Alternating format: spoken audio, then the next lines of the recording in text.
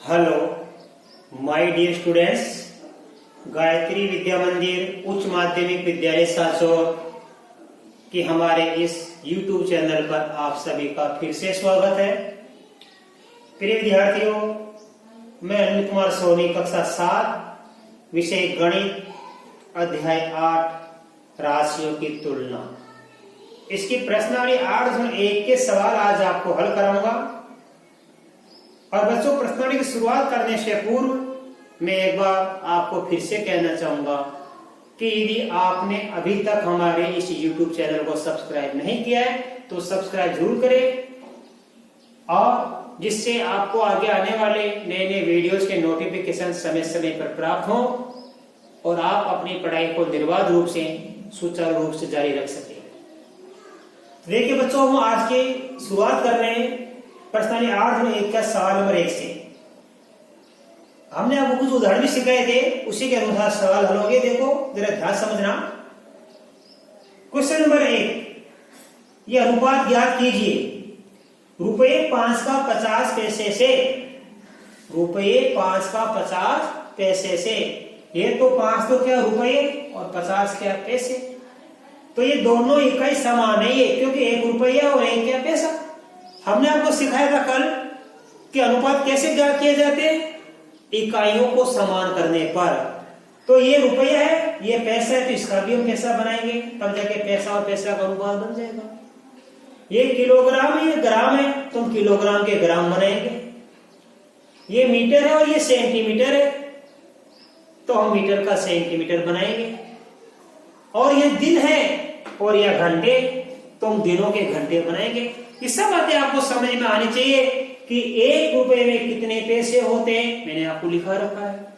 1 kilogram में कितने ग्राम होते हैं, 1 मीटर में कितने सेंटीमीटर होते हैं, और 1 दिन में कितने घंटे होते हैं। ये अनुपात आपको सभी को याद होना चाहिए। नहीं याद है तो अभी मैं बता दूंगा, आप हमेशा के लिए इसको याद रखना। देखो बच्चों, हम यहां लिखेंगे चूंकि 1 रुपया बराबर कितना होता है 100 पैसे, इसलिए 5 रुपये है, इसका पैसे बनाएंगे तो 5 का गुणा किससे कर देंगे 100 से, इसलिए 5 गुणा 100 पैसे। अनुपात 50 पैसे। हम इसको लिखेंगे 5 रुपए की जगह 5 गुणा 100 पैसे। 5 गुणा 100 से क्यों किया, क्योंकि 1 रुपया 100 पैसे के बराबर होता है, तो 2 रुपया 2 इंटू 200 पैसा, 2 इंटू 100 बराबर 200 पैसा। इससे 5 रुपया होगा 5 गुणा 100 पैसा। अब आप काटना सीख लीजिए बच्चों ध्यान से। आप चाहे इसको यही काट सकते हैं, 1 शून्य इधर की 1 शून्य इधर की काट दीजिए आप। अब 5 का भाग देंगे, 5 से 5 कट गया कितनी बार, 1 बार। अब ये क्या बच गया, जो 5 को 5 से काटेंगे, 1 बार काट दिया, 5 एकम 5, 5 एकम 5। अब 10 का गुणा इससे करने में आता है 10, और यहां बच गया 1, तो ये तो बच गया 10 एकम 10 पैसा, और ये बच गया 1 पैसा। तो अनुपात क्या प्राप्त हो गया, 10 अनुपात 1 हमको प्राप्त हो गया। तो 5 रुपए का 50 पैसे से यदि हम अनुपात बनाएंगे तो 10 पैसा अनुपात 1 पैसे का अनुपात प्राप्त हो गया, यानी 10 अनुपात 1, राइट। अब देखो यहां पे क्या लिखा है, 15 किलोग्राम का 210 ग्राम से केजी, केजी मीन्स होता है किलोग्राम, और जीएम, जीएम मीन्स जीएम करता है ग्राम से। तो किलोग्राम और ग्राम का आपको अनुपात ज्ञात होना चाहिए, इनका संबंध आपको ज्ञात होना चाहिए बच्चों। तो हम किलोग्राम के बनेंगे ग्राम, तो आपको तुरंत लिखना पड़ेगा। फिर ध्यान देना, क्योंकि 1 किलोग्राम बराबर होता है 1000 ग्राम, राइट। 1 किलोग्राम होता है 1000 ग्राम के बराबर। ये कितना किलोग्राम है, 15 किलोग्राम, तो 15 गुणा 1000 से कर देंगे हम,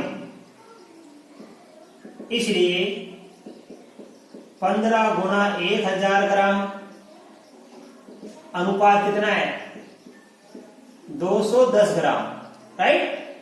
आप 1 शून्य को तो 1 शून्य से ही काट दिया, बाद में काट देना भले। आप गुणा कर लीजिए। देखो 1 शून्य से 1 शून्य काट दिए मैं। अब 15 को 100 से गुणा करेंगे हम, तो 15 को 100 से गुणा करने में क्या बनेगा, ये 1500 ग्राम और यह बच गया 21 ग्राम। अब इन दोनों को काटेंगे बच्चों ध्यान से। ये 15 और 21 किससे कटती है, 3 से कटती है। इसमें 3 का भाग जाता है 7 बार और इसमें 3 का भाग जाता है 5 बार। ये 2 जीरो की 2 जीरो, तो उत्तर आ गया 500 ग्राम। अब ग्राम लिखने की आवश्यकता नहीं है क्योंकि ग्राम है दोनों। 500 ग्राम अनुपात 7 ग्राम, ये इसका आंसर आ गया। तो 15 किलोग्राम का 210 ग्राम के साथ अनुपात कैसे क्या करेंगे बच्चों, पहले आपको लिखना पड़ेगा यहाँ पे। चूंकि 1 किलोग्राम बराबर 1000 ग्राम के होता है, तो 15 किलोग्राम का लिखेंगे 15 गुणा 1000 ग्राम, फिर अनुपात का चिन्ह, क्योंकि अनुपात हम ज्ञात करने जा रहे हैं 210 ग्राम। तो ये हो गया 15 गुणा 100 1000 ग्राम अनुपात 210 ग्राम।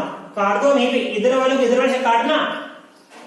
1 शून्य से 1 शून्य कट गया, पीछे बच गया 1500 ग्राम, इधर बच गया 21 ग्राम। अब 15 और 21 किससे कटती है, 3 से। इसमें 3 का भाग 7 बार गया और 1500 में 3 का भाग 500 बार जाता है, तो बच गया 500 अनुपात 7। राइट, ये आपको दूसरा भी समझ में आ गया बच्चों। अब आगे बढ़ेंगे हम इसका सी नंबर का।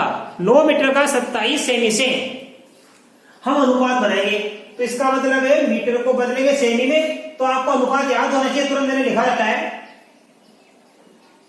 चूंकि 1 मीटर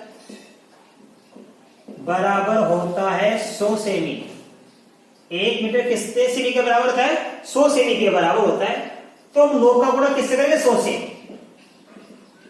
इसलिए 9 गुणा 100 सेमी अनुपात कितना है, 27 से।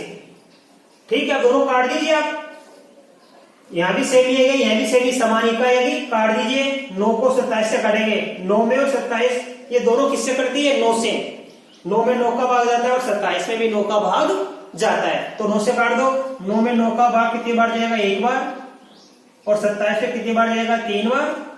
अब यहां बच गया 1 गुणा 100, तो 100 को 1 से गुणा करने पर क्या प्राप्त होता है, 100 अनुपात, ये बच गया 3। तो 100 से भी अनुपात 3 से भी इसका आंसर आ गया। राइट, इस प्रकार आगे बढ़ते हुए हम डी को हल करेंगे। डी में क्या लिखा बच्चों हमारे पास में, डी में लिखा है 30 दिनों का 36 घंटों के साथ अनुपात ज्ञात कीजिए। तो वही बात, सबसे पहले क्या लिखेंगे हम, ये दिन है और ये घंटे, दिनों के बनाएंगे घंटे, तो लिखेंगे चूंकि 1 दिन बराबर कितना होता है, 24 घंटे। अब दिन और रात मिलकर 24 घंटे होते हैं, तो 24 घंटे मानते हैं। जैसे एक दिन कितने का होता है, 24 घंटे का होता है। अब हम लिखेंगे, इसलिए 30 दिन है, 30 दिनों का 36 घंटों से हम क्या करेंगे, अनुपात ज्ञात करेंगे। तो एक दिन का अनुपात किसके साथ होता है, 24 घंटे के बराबर होता है।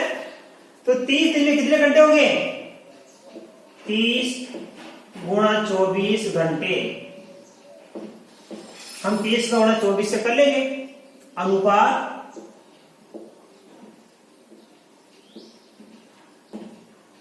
36 घंटे। राइट, अब आप इसको करना सीखो। 30 का गुणा 24 से कर लो आप, 0 की 0, और 24 को 3 से गुणा करेंगे, 24 की 72,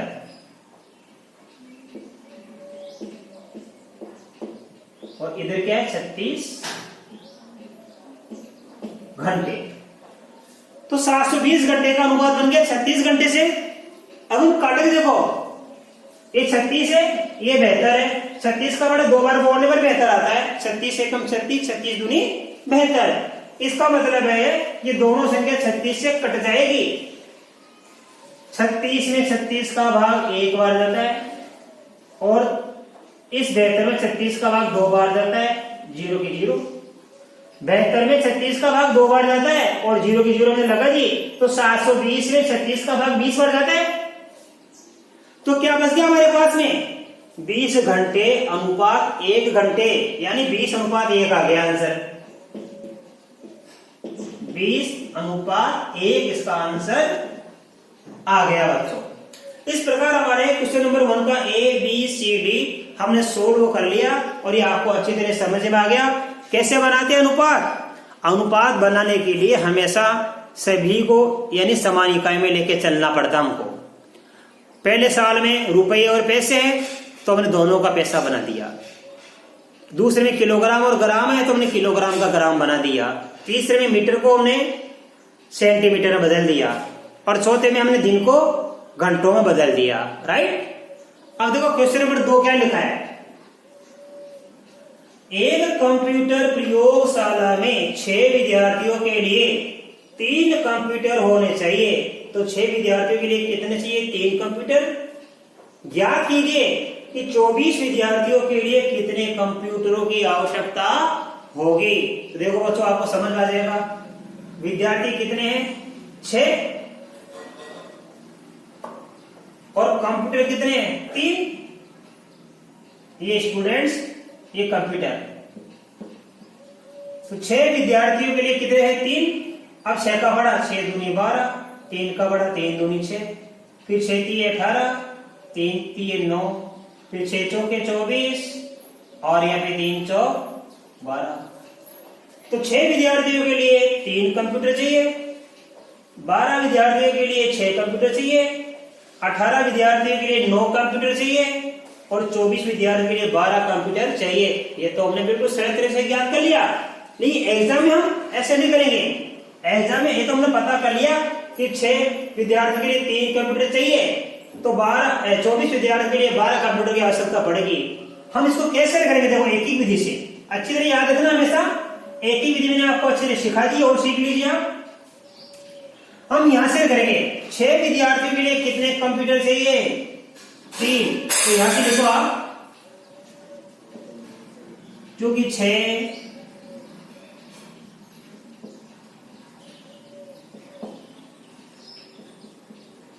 विद्यार्थियों के लिए कंप्यूटर चाहिए। कितने? 3। इसलिए अब एक का क्या करते हैं? हमेशा एक ही विधि में पहली बार में जो दिया वो लिख दो और दूसरी बार में एक वस्तु का मान क्या करते हैं। तो 6 विद्यार्थियों के लिए कंप्यूटर चाहिए 3, इसलिए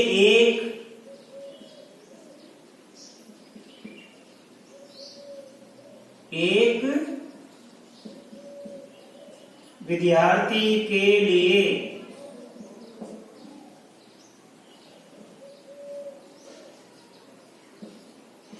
कंप्यूटर चाहिए। कैसे क्या करेंगे? एक वस्तु का मान क्या करने के लिए भाग देते हैं। मान लो कि 20 रुपए में 10 पेंसिल आती है तो 10 पेंसिल कितने की आती है? 20 रुपए की। तो एक पेंसिल कितनी की आएगी? 20 में 10 का भाग दे लो 2 रुपए की। तो भाग देके क्या करेंगे? तो एक विद्यार्थी के लिए कितने कंप्यूटर चाहिए? अब आप ध्यान देना, इस 3 में 6 का भाग देंगे हम। इधर वाले में इधर वाले को भाग देते हैं 3/6। तो ये कट जाएगी 3 एकम 3, 3 दूनी 6, तो बराबर आ गया 1/2 कंप्यूटर। 6 विद्यार्थी के लिए कंप्यूटर चाहिए 3, एक विद्यार्थी के लिए कंप्यूटर चाहिए 1/2 हिस्सा। हमें कितने का क्या करना बच्चों? 24 विद्यार्थियों के लिए कंप्यूटर। इसलिए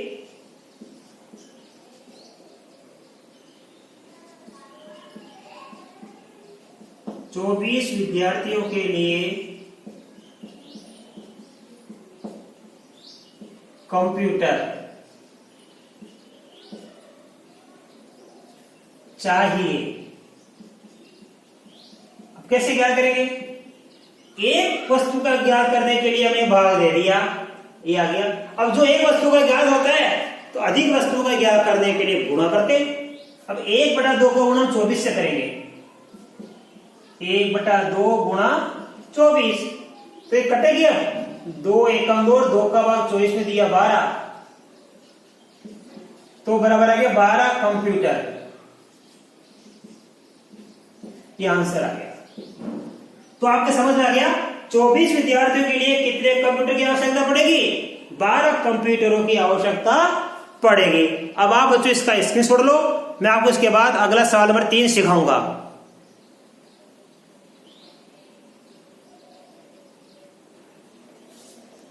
अब देखिए बच्चों क्वेश्चन नंबर 3, राजस्थान की जनसंख्या 570 लाख और उत्तर प्रदेश की जनसंख्या 1660 लाख है। राजस्थान का क्षेत्रफल 3 लाख किलोमीटर स्क्वायर और उत्तर प्रदेश का क्षेत्र 2 लाख किलोमीटर स्क्वायर है। तो ज्ञात कीजिए इन दोनों राज्यों में प्रति किलोमीटर स्क्वायर कितने व्यक्ति हैं। तो पहले हम राजस्थान के क्या करें, देखो राजस्थान में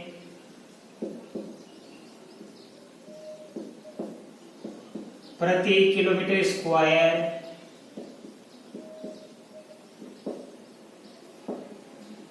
व्यक्तियों की क्या ज्ञात करेंगे हम, संख्या।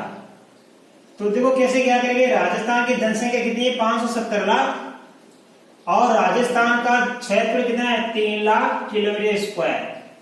तो कैसे क्या करेंगे, यहाँ पे ध्यान देना, राजस्थान की जनसंख्या और नीचे किसका भाग देंगे हम, क्षेत्रफल का। तो जनसंख्या कितनी है, ये 570 लाख है जनसंख्या राजस्थान की और ये कितने किलोमीटर स्क्वायर में निवास करती है, रहती है 3 लाख किलोमीटर स्क्वायर में रहती है, राइट।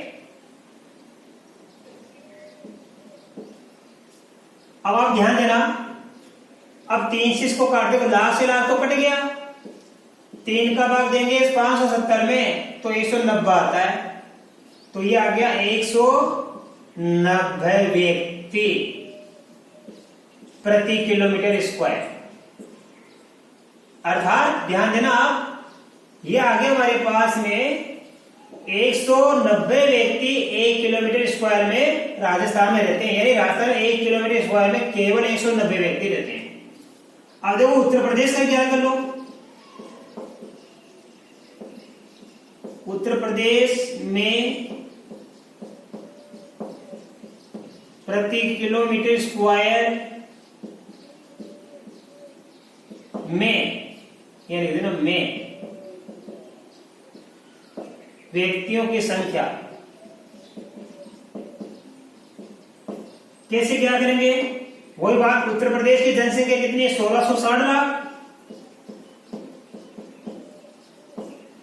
और क्षेत्र कितना उत्तर प्रदेश का 2 लाख किलोमीटर स्क्वायर, ठीक है। अब 2 लाख से लाख तो गया, 2 से काट देंगे यहाँ पे 830, तो ये आ गया 830 व्यक्ति प्रति किलोमीटर स्क्वायर। तो बच्चों देखो आपको अच्छी तरह समझ में आ गया, राजस्थान में तो 1 किलोमीटर स्क्वायर में कितने व्यक्ति रहते हैं, केवल 190, और उत्तर प्रदेश में उसी जगह में 1 किलोमीटर स्क्वायर में 830 व्यक्ति रहते हैं। तो दूसरा प्रश्न क्या है, किस राज्य की जनसंख्या कम घनी है। कम का मतलब आपको तुरंत स्पष्ट मालूम पड़ रहा है कि राजस्थान में 190 व्यक्ति रहते हैं और यहाँ 830 व्यक्ति रहते हैं, तो कम कहां रह रहे हैं, राजस्थान में रह रहे हैं, ये कम घनी है। तो लिखेंगे राजस्थान की जनसंख्या कम घनी है, ये इसका आंसर आ गया। तो आज बच्चों मैं आशा कर सकता हूं आज आपकी प्रश्नावली 8 में 1 कंप्लीट हो गई और मैं आशा कर सकता हूं आपके बड़े अच्छी तरह से समझ में आई होगी। बाकी अगली प्रश्नावली में कल आपको नए वीडियो में सिखाऊंगा। तब तक के लिए धन्यवाद।